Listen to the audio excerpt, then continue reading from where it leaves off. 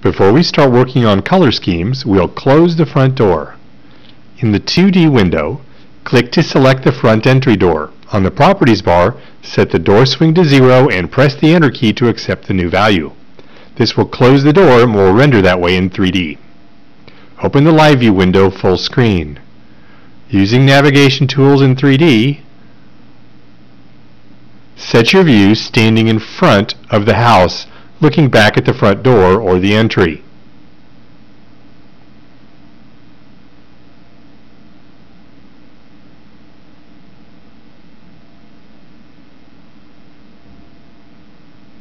Adjust your view so that you can see the front face of the house as well as the entry.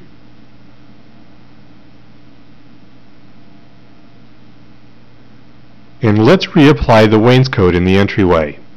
From the Trim tab, click the Wainscot option.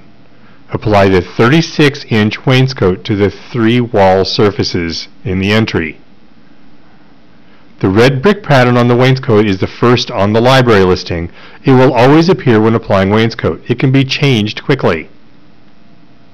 Applying colors and materials is quick and easy with Punch, but when experimenting with different color and texture combinations, it can take more time. To speed this process along, Punch provides decorator palettes, which are broken down into 15 groups of 10 materials. We start with the default palette, and this is where we'll create our color scheme, or some call a color board.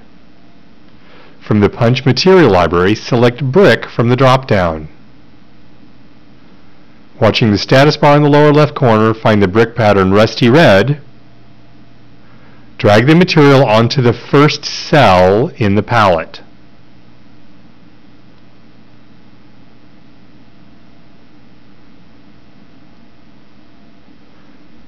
First, we'll assemble the colors and textures for our exterior, then apply them from the palette.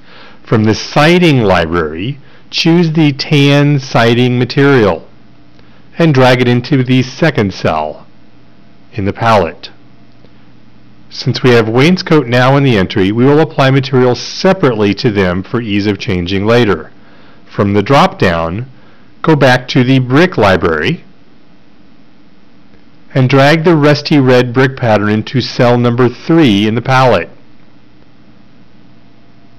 For a door color, click the Color tab. From the drop-down, click the red color group. Find the color SW6020 Marooned. Drag it into the 4th cell in the palette. And now from the palette, drag the brick from the first cell out to the front face walls. Remember, apply the material from the palette, not the library. This will tie the palette to the surface and make it experimenting quite fast. Next, apply the siding to the 3 walls of the entryway. Drag the siding from the palette onto the walls above the wainscot. From the 3rd palette cell, drag the brick pattern out and reapply it to the wainscot in the entry area so that the palette cell is tied to the wainscot.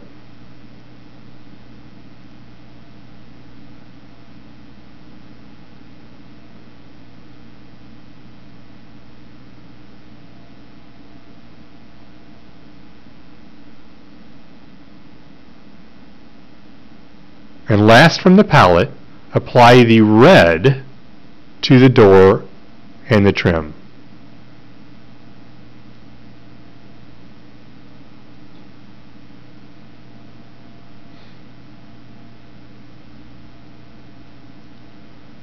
Next, create a copy of this palette by clicking on the palette drop-down and clicking Save Palette As. Use the name Exterior 2 and click OK. You now have a duplicate palette stored in the drawing. These palettes are all tied together. Each cell in the palette is tied to whatever surface the material has been applied to.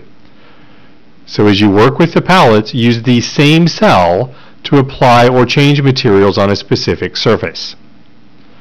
To change our design quickly, just change our new palette.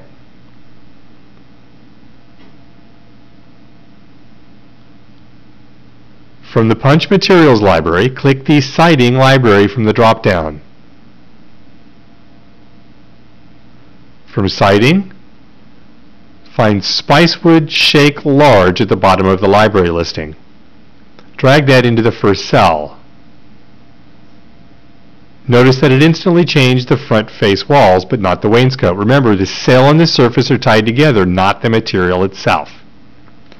Drag the same Spicewood Shake Large material into cell number 2. It will change the wall behind the wainscot in the entryway. Again, remember, cell tied to surface. Next, select Brick from the drop-down. Select the Stone Hand-Cut Desert Buff material.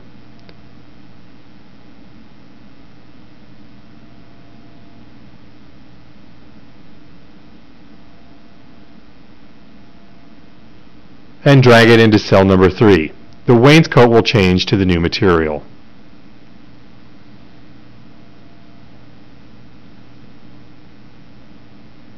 Last, click the Colors tab.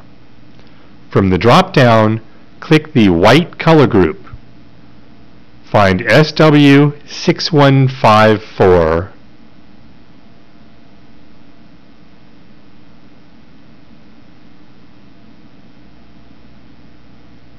Drag that color out to the 4th cell over the red color. The door should instantly change, as it was the only place that cell was applied. To switch between your design concepts, simply click the palette drop-down and choose Default. To go back to your original design palette, now switch back to Exterior 2. If you don't remember which cell a surface is tied to, use the eyedropper tool. Click the surface and the cell will highlight, as well as opening that material or color library.